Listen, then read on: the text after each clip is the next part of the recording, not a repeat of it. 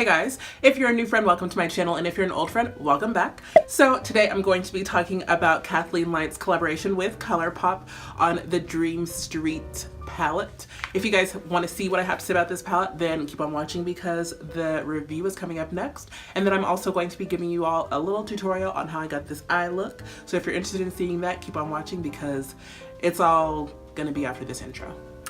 Before you guys go ahead and start watching this video, please make sure that you subscribed. I mean, it doesn't cost you anything. It's free and I'm pretty chill over here. You know, we like to have a good time. We like to keep it real. We like to save money. We like to look good. That's really what this channel is about. So if you are interested in those things, then you should probably just subscribe.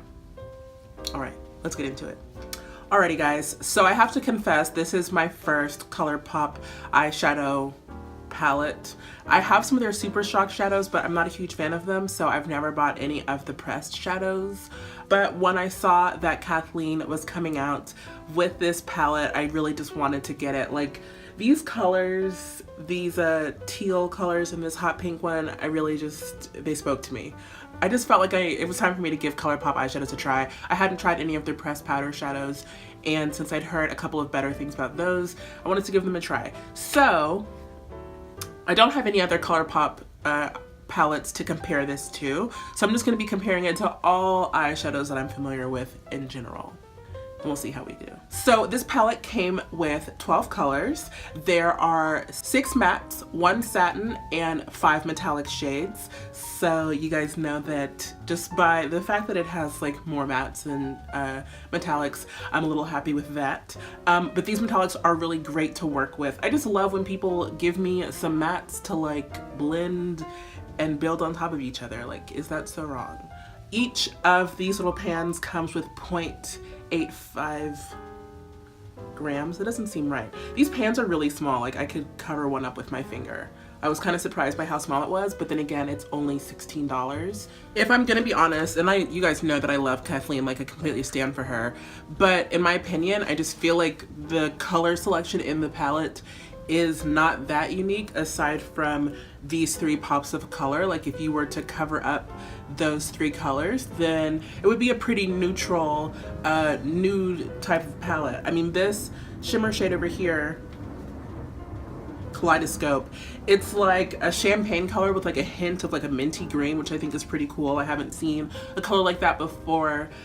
But aside from that one, and I mean, I've even seen these colors before. I think I've seen one like this in a Tarte palette, one like this in an ABH palette, hot pink. I haven't seen that one before, but I mean, you guys get what I'm saying. Like, the color selection isn't that unique. That being said, out of all of the other Colourpop palettes, this one caught my eye the most. Just because it kind of seems like some of the other Colourpop palettes kind of seem to dupe other bigger named palettes out there.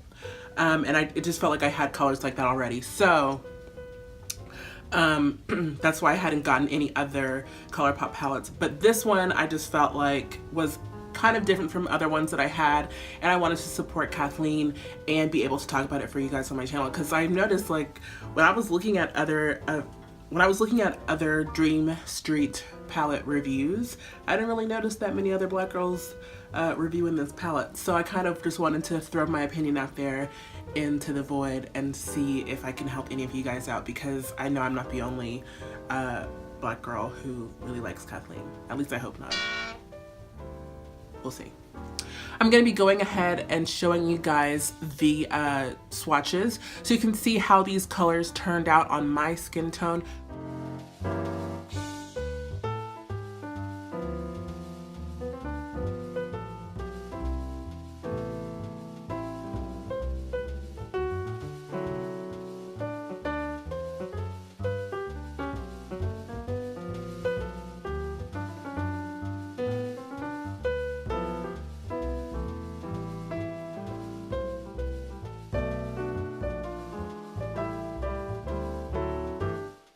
I was really surprised by how well these colors actually showed up on my skin tone.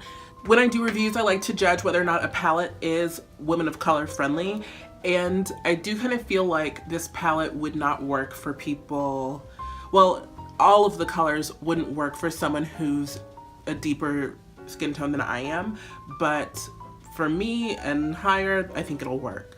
Shooting Star, I was really skeptical of, but it actually does show up on me. And Magical as well. It's like a pinky color, peachy pink. It actually shows up. It's very fair, but it's there. And there's Shooting Star. Those are the two colors that I was worried about, and also Moony. So that one's just like a very white color, and that's the Satin shade. Potion is like a nice brownish red brickish color, and so that one showed up really well. But yeah, I do think that this palette would work for women of color, especially these more vibrant hues. I think will really show up nicely on the deeper skin tones, so that makes me happy. I'm glad that she considered us in that regard. I also like to judge whether or not this palette is going to be a year-long palette or if it's just good for certain seasons, but because it is pretty neutral, I do feel like it's going to work all year long.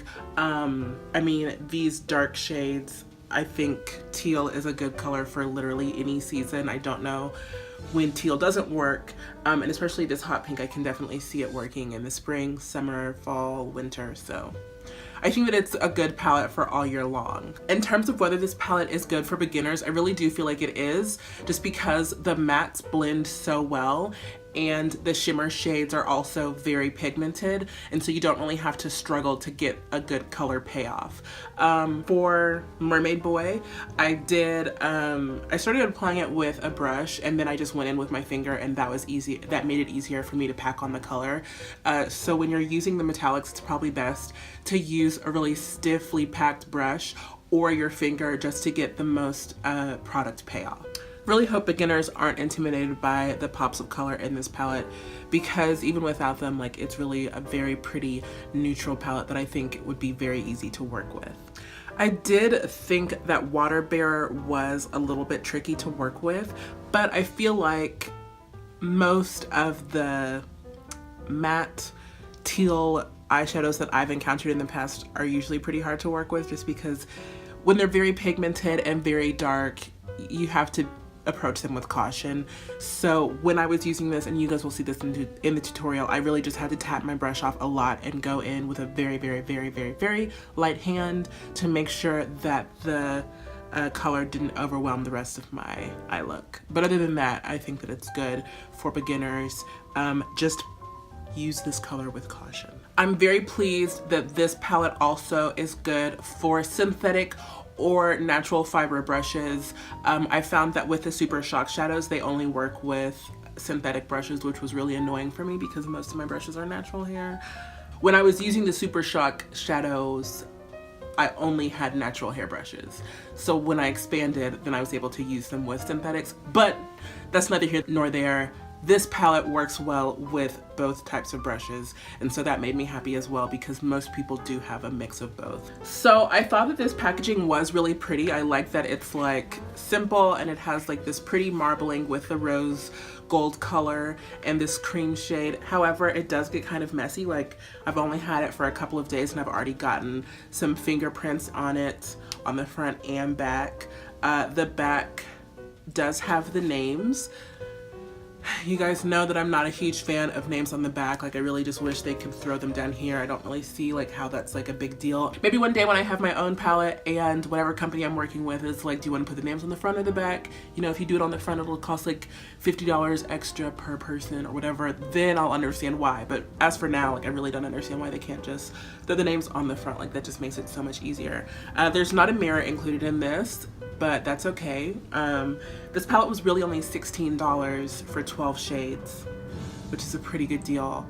The quality is really good. I would say that it's comparable to Morphe, and Morphe has really high quality shadows. Overall, I think this is a very pretty palette, and it's very blendable and it works really well. So I'm very happy for Kathleen, and I would recommend this for people to purchase. If they're thinking about it, go ahead and get it. It's really only $16, so I feel like that's a good save.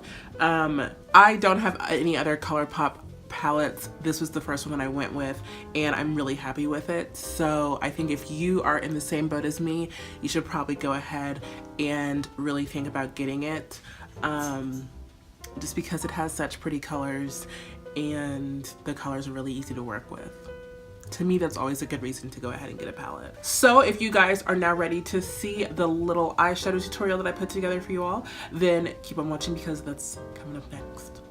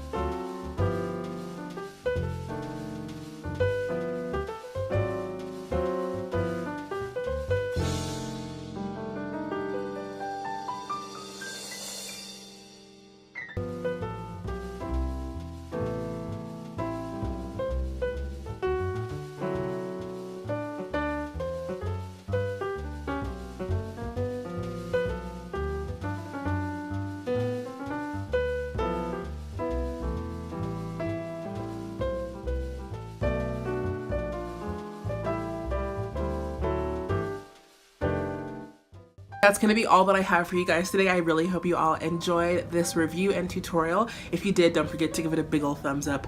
Maybe even share it with a friend because that would be super cool. Please subscribe if you haven't done so already so you can stay up to date on all my latest videos. And I will see you guys in my next one. Bye!